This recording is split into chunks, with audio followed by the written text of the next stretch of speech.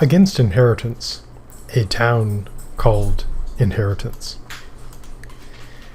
While criticisms of inheritance might seem silly, and worse, leftist, it is in perfect accord with fundamental American political philosophy and even the foundation of capitalism. Our good dead friend Thomas Jefferson said, "A power to dispose of estates forever is manifestly absurd. The earth in the fullness of it belongs to every generation, and the preceding one can have no right to bind it up from posterity." Such extension of property is quite unnatural. The Moses of capitalism, Adam Smith, said that there is no point more difficult to account for than the right we conceive men to have to dispose of their goods after death. As such, opposition to inheritance is American, conservative, and capitalistic. But this provides no reason to accept my view. What I will advance in this video is an argument by intuition against inheritance using a fictional town called Inheritance, with my dogs in the background providing disruptive noises, as they do. Imagine, in a time before COVID-19, that you've been hired as an IT person for Heritage, a company in the town of Inheritance. You pack up your belongings and drive to the town. You spend the first week getting up to speed with the company, and are not at all surprised when you find that the top officers of the company are all family members. The current owner is a son of the previous owner. That is, after all, not uncommon. You are, however, a bit surprised to find out that almost everyone who works for the company inherited their job. You are one of the few exceptions, because, as you find out, the previous IT person quit, and their daughter did not want to inherit the job. This strikes you as rather odd, but a job is a job, and in the American economy, you're happy to be employed. Now, you then learn the town is an upcoming Founders Day, and you sign up for the 5K.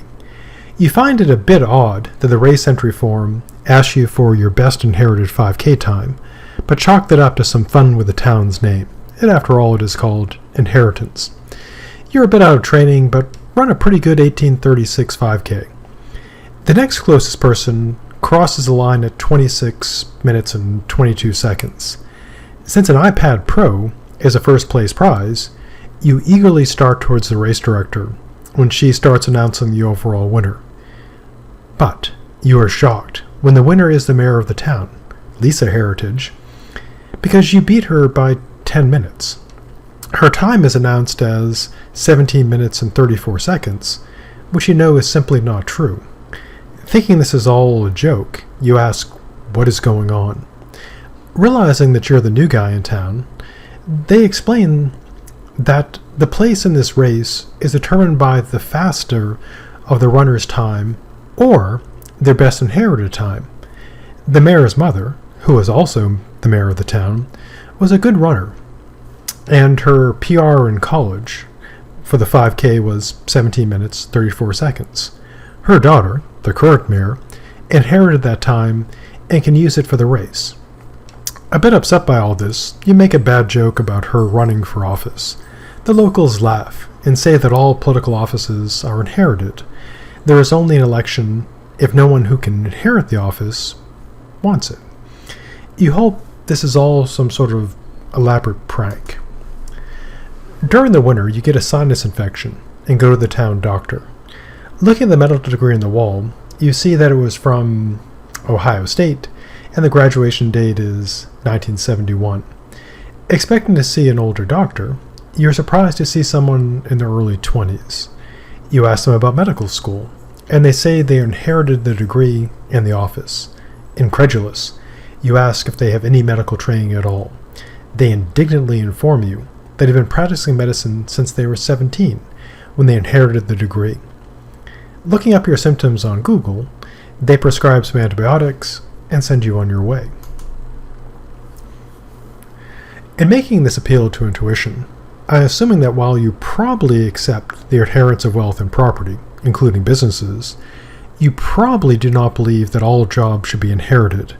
You also probably reject the idea that political offices, race times, and degrees should be inheritable. But allowing inheritance of property and wealth, while rejecting the other sorts of inheritance, seems inconsistent. This seems especially clear when it comes to inheriting jobs. While people generally accept it when family members inherit positions in a company, it would be odd for the other jobs to be inherited. The challenge is defending one while rejecting the other, at least if one wants to hold on to inheritance. While families do pass on political influence, the Clintons and Bushes are good examples of this, Americans generally reject the idea of inheriting political offices. We did, after all, have a revolution to be done with kings and queens. There are clearly reasons for taking this view that are grounded in democratic values, but there's also the idea that inherited offices would lead to numerous harms arising from the concentration of power and lack of accountability. There's also the fact that such positions would be utterly unearned, without even having to, get people to vote for you, without having to, win a popularity contest, so to speak. While democratic values would not apply to inherited wealth and property directly, concerns about concentrated power and unfair advantages would still seem to apply. In the case of the 5K time, the person did not do the work for the time. They did not earn their victory. But the same also applies to inheriting ownership of the company. They did not earn their position. It was a matter of the chance of birth. The matter of inheriting degrees is also clear. A degree is supposed to reflect that a person has learned things, and thus has some knowledge and skills. While this is not always the truth, an inherited degree is utterly unearned and would provide a person with no skills or knowledge. So allowing people to inherit degrees, especially in fields like medicine and engineering, would be disastrous. Now, one way to reply to this criticism of inheritance would be to bite the bullet and accept inheritance broadly.